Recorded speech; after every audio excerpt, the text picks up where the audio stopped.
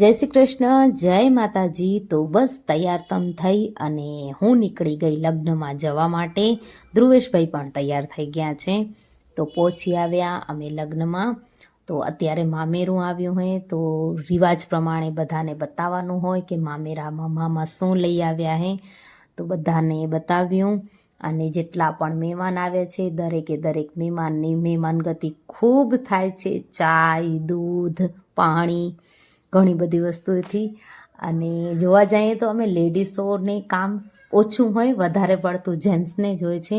ઘરની વહુઓને હોય હે, પરંતુ એટલું બધું નથી હોતું. અને સમાજમાં હોય એટલે ઘણી બધી જવાબદારી ઓછી થઈ જતી હોય છે. તો બસ જમણવારનો ટાઈમ થઈ ગયો તો આવી ગયા જમવા. બહુ મસ્ત જમવાનું હતું. જમવાનું એન્જોય કરી ઘરે આવ્યા. ગામમાં જ લગ્ન હતા તો સવડું પડે. પછી ધ્રુવેશભાઈ નીંદર આવતી હતી તો એને સુવડાવી દીધો. ત્યાં સુધીમાં અનિતા આવી કે કાકી મહેંદી કરી દો ને. મેં કહ્યું હાલો. તો થોડી જાજી આવડે છે મને, હોસ્ટેલ ટાઈમમાં શીખી છું. એક રીતે જોવા જાય તો શોખ પણ છે મારો, પરંતુ કન્ટિન્યુ નથી કર્યો આ શોખને, કારણ કે હવે ઘરના કામમાંથી ને બેબીમાંથી એટલો બધો ટાઈમ મળતો નથી. પણ ક્યારેક ક્યારેક કરી લઉં છું. બહુ મજા આવે મહેંદી કરવાની. તો અનિતાને સરસ મજાની મસ્ત મજાની મહેંદી કરતી હતી. ત્યાં સુધીમાં અમારા જે મોતી સાહેબ રહ્યા એ ક્યાંય સચવાય નહીં, બચારીને ડગાવી દે એમ હતા. અને એક અનિતાને બીક લાગે મહેંદીથી, તો સોરી મોતીથી. તો પછી એને થોડીક વાર સાઈડમાં કર્યું, પણ તોય નખટું એ નખટું. ધ્રુવેશ માયલું જ નખટું છે. આવીને પાછું ઉમાં જ બેઠું.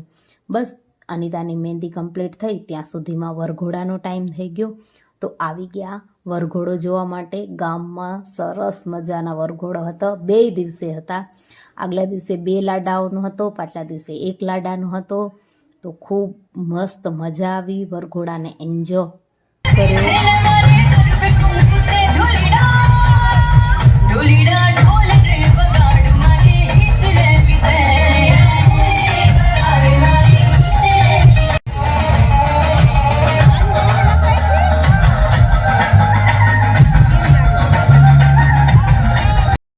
લગ્નની સિઝનમાં દરેક રસમમાં ખૂબ જ મજા આવે. ખાસ કરીને આ વરઘોડામાં તો ખૂબ મજા આવે. ખૂબ ઠેકડા મારવા મળે, ગરબે રમવાની ખૂબ મજા આવે. ફરીથી નવરાત્રિની યાદ આવી જાય અને એકદમ મન પ્રફુલ્લિત થઈ જાય. દરેક પ્રસંગ આપણી જિંદગીમાં કાંઈક ને કાંઈક નવું આવતા રહે છે. દરરોજના કામમાંથી માણસ કંટાળી પણ જતો હોય છે, પરંતુ પ્રસંગો રહ્યા તો એ પ્રસંગોના લીધે જ એક નવી સ્ફૂર્તિ મળી રહે છે. ચાલો ત્યારે વરઘોડો જોઈ લીધો અને હવે જઈએ છીએ જમવા.